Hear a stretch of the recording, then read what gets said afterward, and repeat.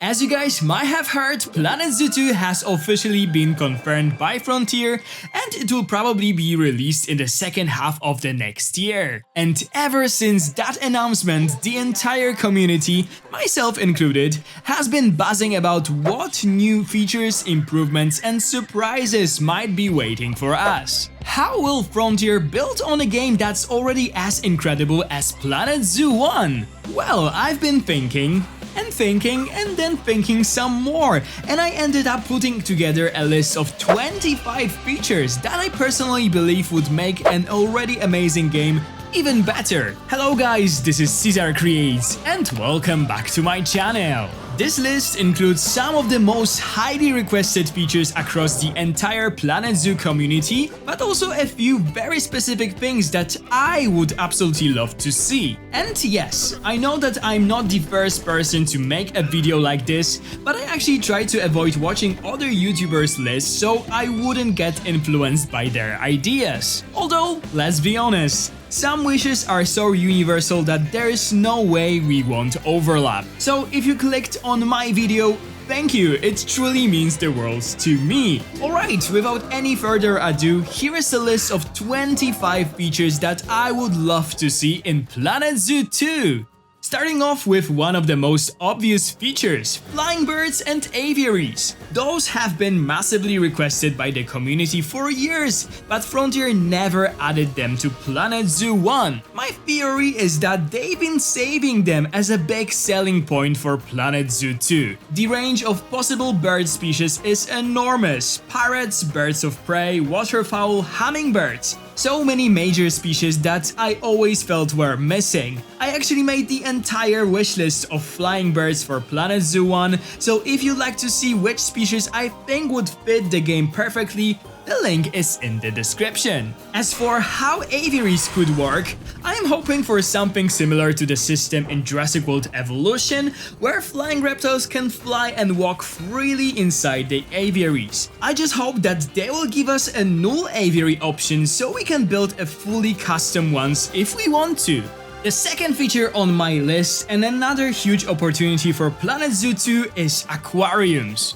This has been a top community request for years, and the number of species that could be added is again massive. I could imagine two types of exhibits here: larger tanks for animals like sharks, rays, and sea turtles that can freely swim around, and smaller exhibit-style tanks for schools of smaller fish, both saltwater and freshwater. Just imagine vibrant coral reefs with colorful tropical fish, or schools of the angelfish swimming together in a nicely arranged tanks.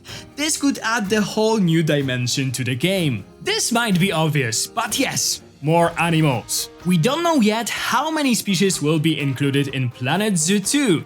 I'm hoping most of the Planet Zoo 1 animals will return, but anything is possible. There is still so many highly requested species that have never made it into Planet Zoo 1. Secretary bird, tree kangaroo, walrus, musk ox, howler monkeys, tamarin, just to name a few. I hope Planet Zoo 2 ends up with even larger roster and that some of those long-awaited animals finally will make it. As much as I don't like comparing different games, there is something in Prehistoric Kingdom that I really like and I think would work perfectly in Planet Zoo 2. In the real world, many animal species have several different subspecies, clades, or closely related species that look incredibly similar. Take tigers for example. Planet Zoo 1 gave us the Bengal tiger and the Siberian tiger. But in reality, we also have the Malayan, Sumatran, Indo-Chinese, and South China tigers, all distinct subspecies with slightly different sizes, colors, and habitats. The same goes for the zebras. We have the plain zebra, the gravy zebra, the mountain zebra.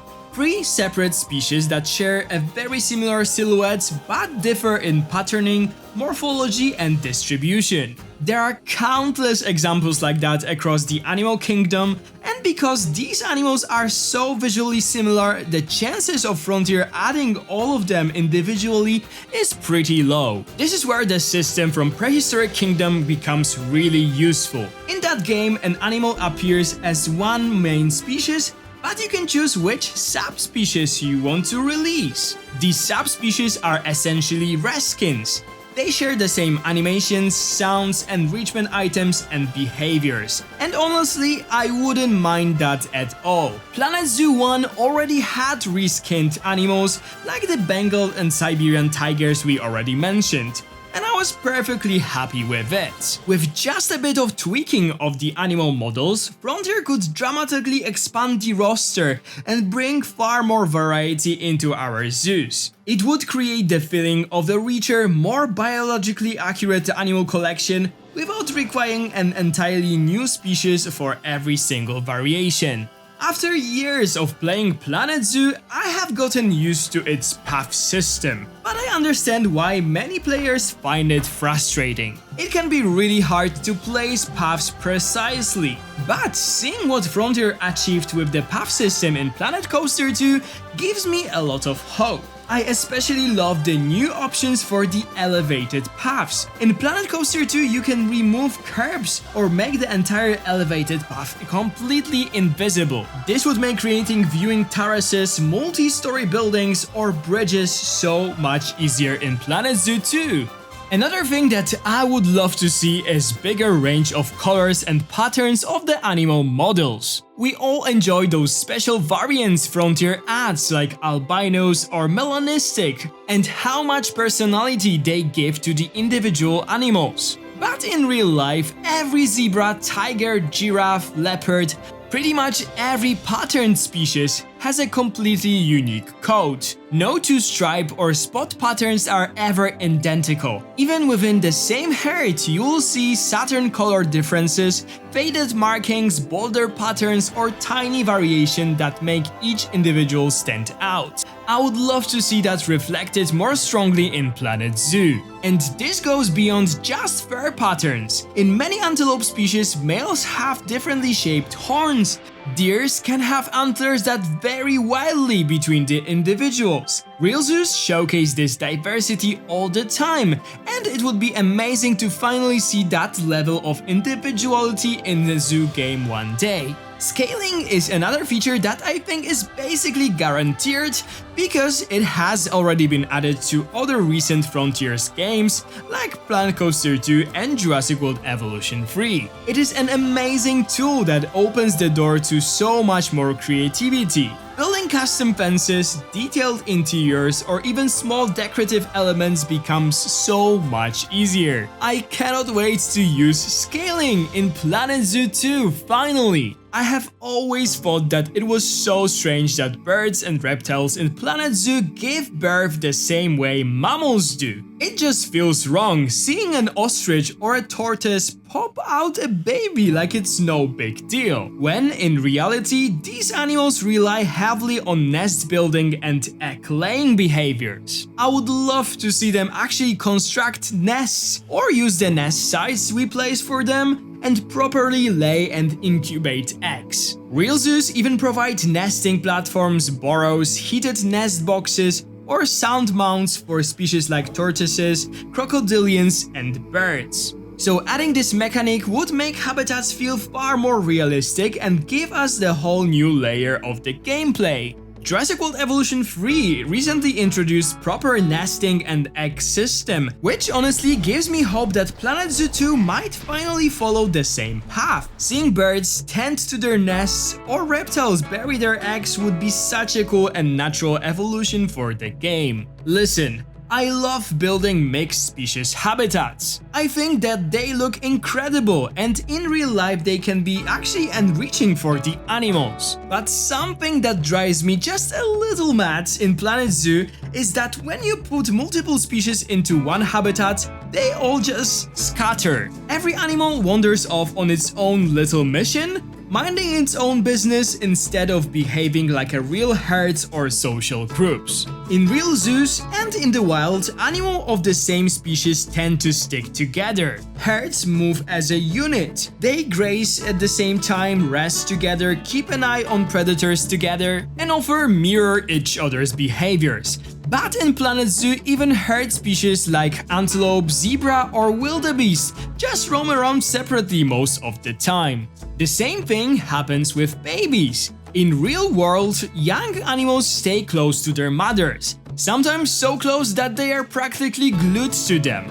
But in Planet Zoo, you will often see a newborn calf casually exploring the opposite end of the enclosure with no adult in sight, which would never happen in real zoo. That is why I would love to see much better herding mechanics in Planet Zoo 2. And while I adore watching my animals explore the habitats I build, I will admit that after a while it can feel a bit repetitive. Planet Zoo does have some social interactions already, but I would love to see a lot more. Animals playing with one another, grooming, nursing, group feeding sessions, or chasing each other around. Things like that make a habitat feel alive and dynamic. Stronger social behavior would bring so much life and personality to our zoos and make watching the animals just as fun as building for them. The habitat system in Planet Zoo only allows you to place one habitat gate. It is how keepers access the space. But if you try to add a second one, you will immediately get that dreaded error message. And honestly, this limitation creates a lot of problems for more intricate habitat designs. For example, if you build an enclosure with a river running through the middle, the animals can happily wander to the opposite side, but the staff can't. Suddenly, half of your habitat becomes unreachable, which means no feeding, no cleaning, no enrichment refills. Basically a keeper's worst nightmare. The reason it doesn't happen in real zoos is because real zoos obviously have multiple access points to every large enclosure. Another issue appears in big habitats. Sometimes the habitat gate ends up on the opposite side of where the keepers need to go, and they have to walk all the way around the entire enclosure just to get inside. In Planet Zoo, this can turn into a long, awkward stop detour that causes animal to go hungry and unhappy in the end. All of this could be solved so easily in Planet Zoo 2 by simply allowing multiple habitat gates. It would make habitat management smoother, make complex builds more functional, and give keepers a much easier time doing their job. Although some people complain that the animals in the exhibit boxes feel a bit too static, I still think that the exhibit system was a great idea for Planet Zoo 1. It allowed the game to include extremely tiny species, insects, amphibians, and small reptiles that simply wouldn't work as full habitat animals. And real zoos absolutely use terrariums and small tanks for those species, so the system made perfect sense. But insects and reptiles aren't the only animals kept in this way in real zoos. You will often see small mammals housed in similar displays too. Different species of mice, shrews, chinchillas, hamsters, jerboas, ground squirrels, hedgehogs, and sometimes even tiny primates like tarsiers. These animals are regularly kept in glass-fronted enclosures or nocturnal houses, which would make them perfect candidates for the expanded exhibit system in Planet Zoo 2. And when it comes to reptiles, Planet Zoo 1 still misses several highly requested species that are ideal for terrarium-style exhibits. Fans have been asking for chameleons, king cobras, emerald tree boas, geckos, and frilled lizards for years. These are some of the most iconic reptile house animals in real zoos, and seeing them finally make an appearance would make the exhibit roster feel so much more complete. While talking about the exhibit boxes in Planet Zoo 1, we really need to address the elephant in the room: the size of the exhibit box. The standard terrarium in the game is 4 by 4 meters, which is absolutely enormous for tiny animals like poison dart frogs, tarantulas, beetles, or other insects. In real zoos, these species are often kept in much smaller, highly detailed micro-habitats, so guests can actually see them, rather than watching them disappear in a jungle the size of a small bedroom. On the other hand though, the same 4 by 4 space is far too small for some of the larger exhibit reptiles we currently have, like the green iguana, the lesser Antillean iguana, or the anaconda. Real reptile houses typically offer long horizontally oriented enclosures for snakes, or tall vertically oriented ones for the lizards that like to climb on the trees. That is why the one-size-fits-all terrarium doesn't really work here. And that is also why I would love to see a proper variety of exhibit shapes and sizes in Planet Zoo 2. Smaller, compact terrariums for insects and frogs so guests can actually spot them, and larger, elongated or tall displays for big snakes, big lizards, and climbing reptiles. It would also be so amazing to have different shapes like rectangular, square, tall, vertical boxes, and maybe even cylindrical tanks for certain species. And my biggest wish of all when it comes to the exhibits, the null exhibit option. Something like that would let builders integrate exhibit animals seamlessly into custom indoor areas, reptile houses, rainforest domes, or themed builds without being locked into the fixed box. It would open so many creative possibilities. Real zoos very often run scheduled feeding demonstrations for all kinds of animals: penguins, sea lions, sharks, primates, elephants, hippos, you name it. These feedings usually happen at the set times every day or on scheduled days of the week, and they are almost always paired with a keeper talk explaining the animal's diet, behavior, conservation status, or fun facts. In fact, in many zoos, feeding shows are one of the biggest guest attractions of the day. Planet Zoo technically has something close to this with the educator talks, and sometimes educators will randomly toss a snack into the enclosure, but it doesn't capture the excitement or structure of the actual feeding demonstration. What I would love for Planet Zoo 2 is a proper feeding show system, something we can schedule on a timetable where guests actively gather around the exhibit, crowd the viewing area, and react to the feeding just like they would in real zoo. In almost every enclosure I build on my channel, I end up creating custom feeders,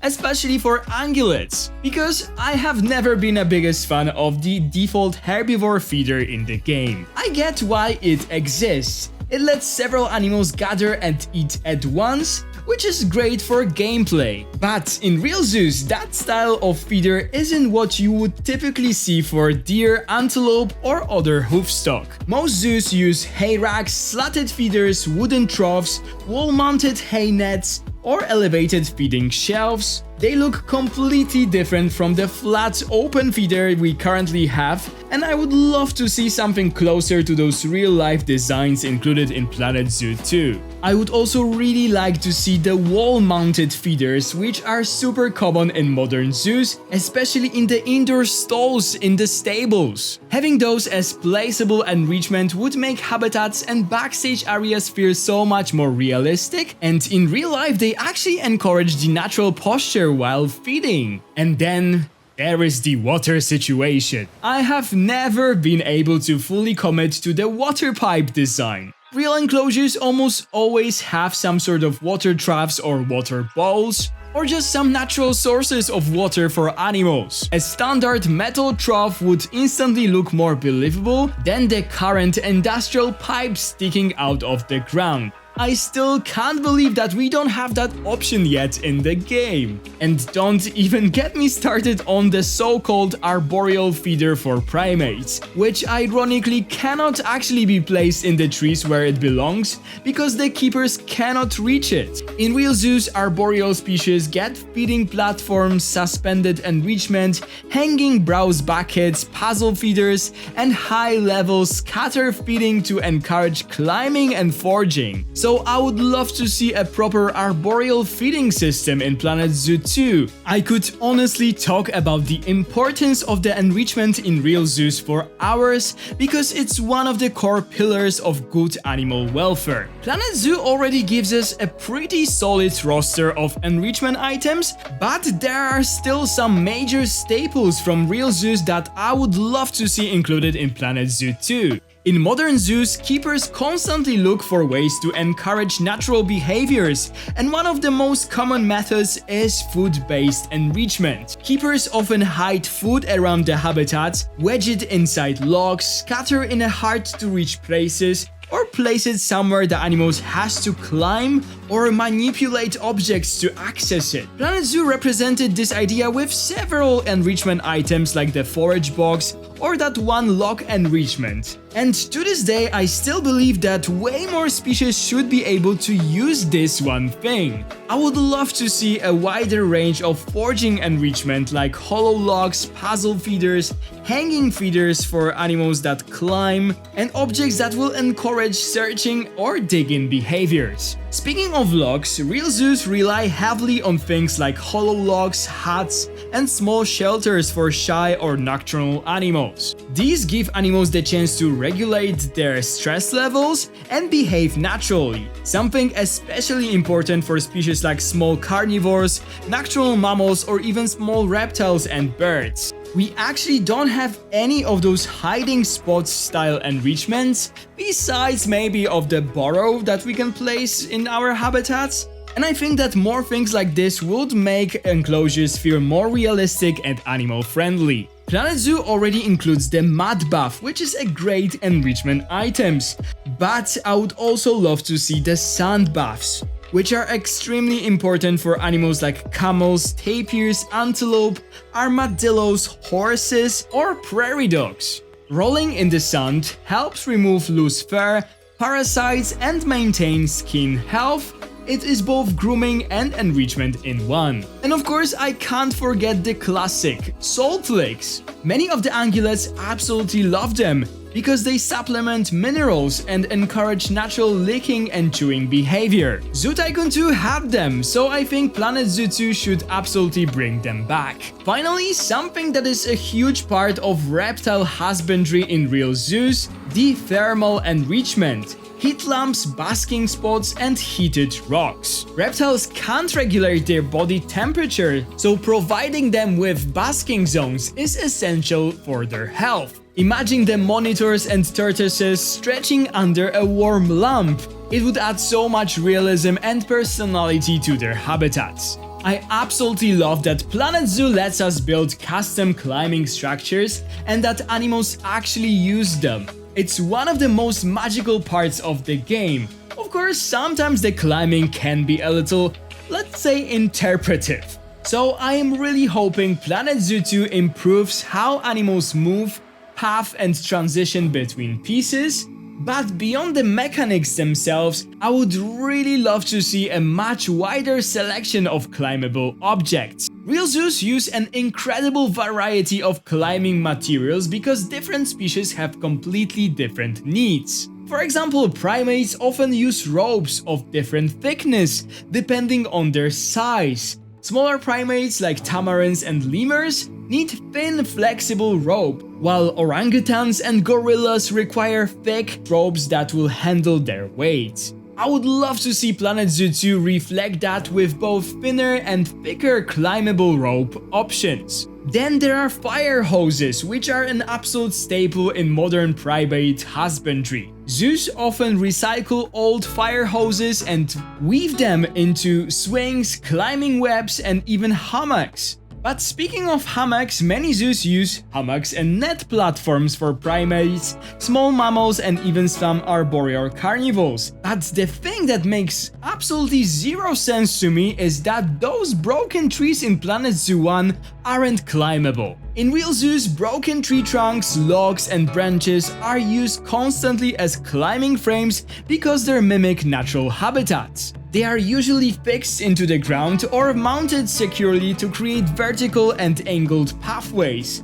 Those structures are essential not just for primates but also for bears, raccoons, binturongs, leopards, basically any species that likes to climb. Planet Zoo 1 technically has some of those pieces, but animals rarely choose to climb on them and the variety is honestly very limited.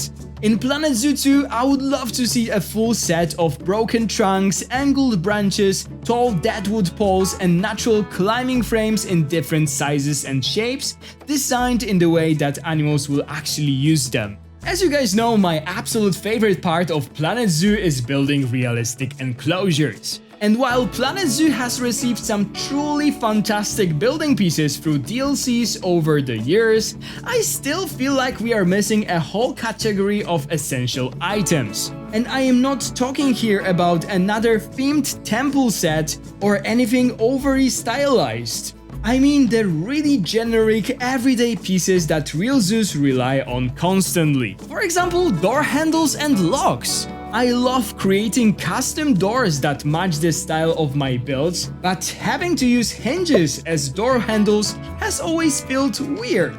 And yes, the workshop has some incredible custom asset packs, but the problem is that many of those use dozens, sometimes hundreds of tiny individual pieces. They look amazing, but they are absolute performance killers if you use them across the whole zoo. That is why I would love to see Planet Zoo 2 introduce more practical, real-world facility objects. Fire extinguishers, security and warning signs, proper water taps, sinks, bathroom fixtures, individually placeable tables and chairs, keeper tools, food prep equipment, and even basic kitchen appliances. Real zoos have incredibly detailed behind-the-scenes areas with keeper kitchens, prep stations, shelving, cleaning carts, storage cabinets, and Planet Zoo hints at these in the interiors of the staff buildings. So honestly, if Frontier gave us all of the cool props we can see inside of the keeper huts and staff rooms as individual pieces, I would be the happiest builder on earth. It would make backstage areas and indoor habitats feel so much more realistic without needing massive, piece-heavy workshop blueprints. One of the things you will find in almost every real zoo gift shop is, of course, a zoo map.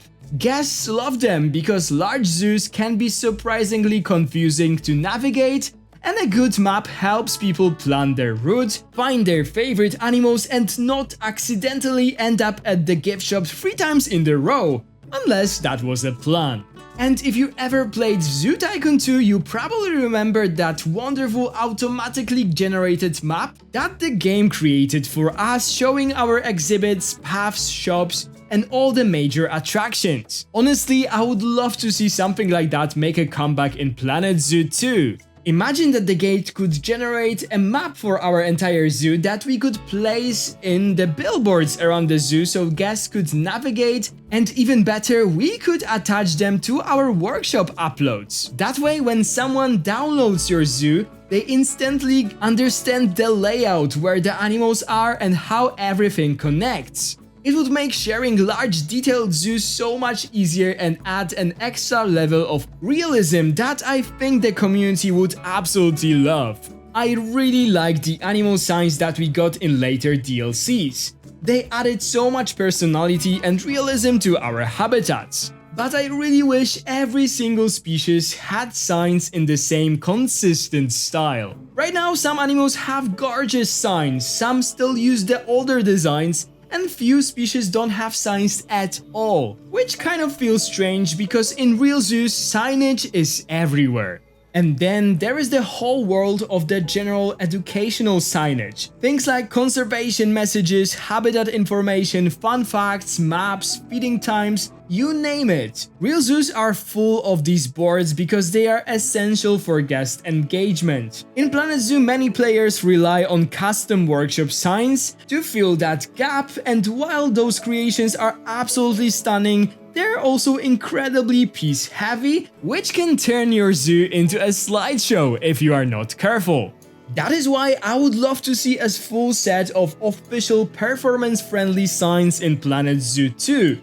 I cannot even count how many times I've gotten frustrated after building some really intricate underwater viewing galleries, only to discover that the animals I designed them for can't actually dive in the water. In Planet Zoo, many species require those huge, unrealistic, deep bodies of water. To me, it makes no sense that the tiny Asian small-clawed otter a species that in real life dives in shallow streams, ponds and rice puddles, suddenly cannot submerge in a water that is 1 meter deep and instead requires 2 meters or more. I would absolutely love to see this improved in Planet Zoo 2 so that underwater hitboxes are far more reasonable and better reflect the natural behavior of the species. Okay, this might seem very specific, but I genuinely miss having more generic houseplants in Planet Zoo. In real zoos, those common indoor plants show up everywhere, especially in tropical houses, reptile buildings, nocturnal exhibits, aviaries, and even in some shaded outdoor areas. Zoos use them constantly because they are not expensive, easy to maintain, easily available, and simple to replace if the animals damage them. I'm talking here about the everyday staples like the rubber plants, fiddle-leaved figs, pothos, snake plants, philodendrons, ZZ plants, arrowhead plants, bird of paradise, the kinds of plants you see in almost every indoor ecosystem exhibit in North America and Europe. It honestly blows my mind that we don't have any of those simple, practical species in the game, yet we do have incredibly niche and exotic plants like the kapok tree or the rafflesia. I would really love to see that balance corrected in Planet Zoo 2. If you have watched at least some of my habitat builds on YouTube, you probably know how much I love creating those detailed rock walls using the stalagmite pieces from the Twilight pack. They look great and give that rugged, natural feeling that I love, but I have to admit that they definitely are not performance friendly. Each wall ends up using dozens, sometimes hundreds of individual pieces, and that adds up fast when you are building a large zoo. That is exactly why I would love to see some modular rock wall pieces in Planet Zoo 2. Pieces we could easily swap together and customize to create the same effect without destroying our frame rates.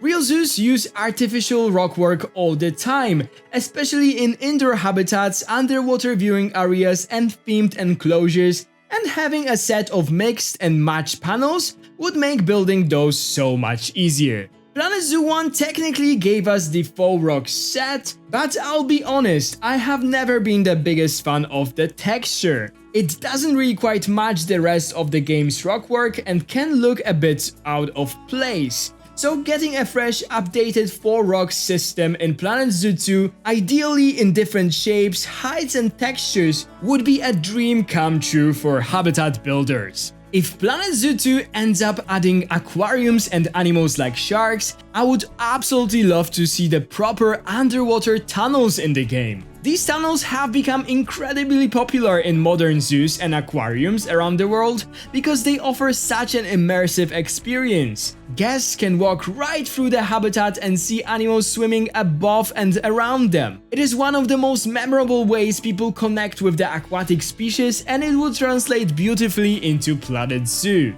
And it wouldn't be just for sharks and tropical fish. Underwater tunnels are also used in exhibits for polar bears, sea lions, penguins, crocodiles, and even otters in some facilities. There is a glitch in Planet Zoo 1 that lets you create a sort of a fake underwater tunnel if you fight the terrain and water tools long enough, but it is definitely wonky and not reliable. I would really love to see an official, fully supported mechanic for this in Planet Zoo 2, something that would let us showcase aquatic animals the way modern zoos do.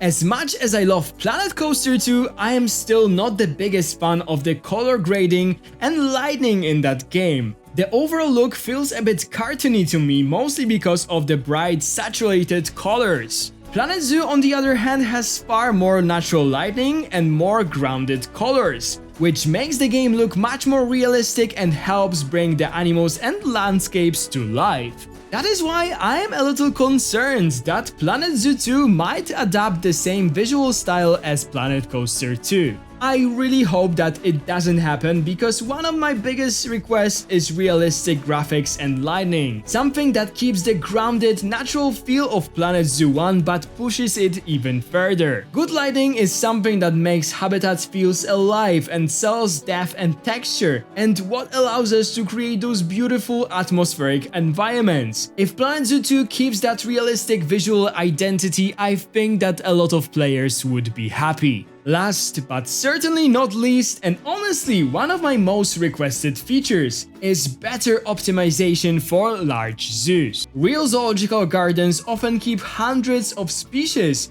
and sometimes thousands of individual animals. Obviously, I'm not expecting Planet Zoo 2 to let us recreate something on the scale of the San Diego Zoo or the Bronx Zoo with every single species in the game.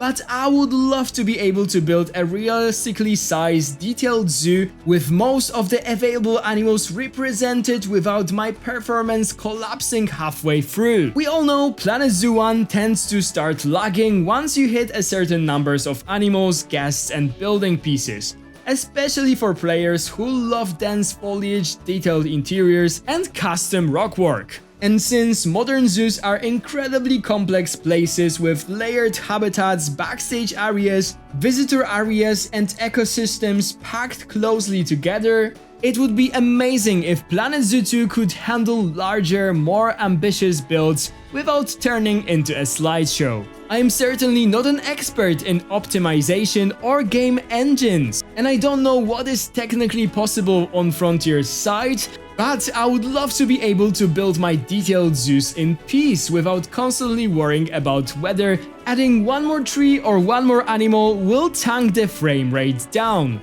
Better performance would make such a massive difference for creators like me who love pushing the limits of realism, scale and detail. So, that was my list of 25 features that I would love to see in Planet Zoo 2. I genuinely hope that at least some of them will make it into a final game. Who knows, maybe someone from Frontier will stumble across this video and feel inspired to bring one or two of those ideas to life. I can dream from time to time, right? I really hope you guys enjoyed this list. Let me know down in the comments which features you are most hoping to see in Planet Zoo 2.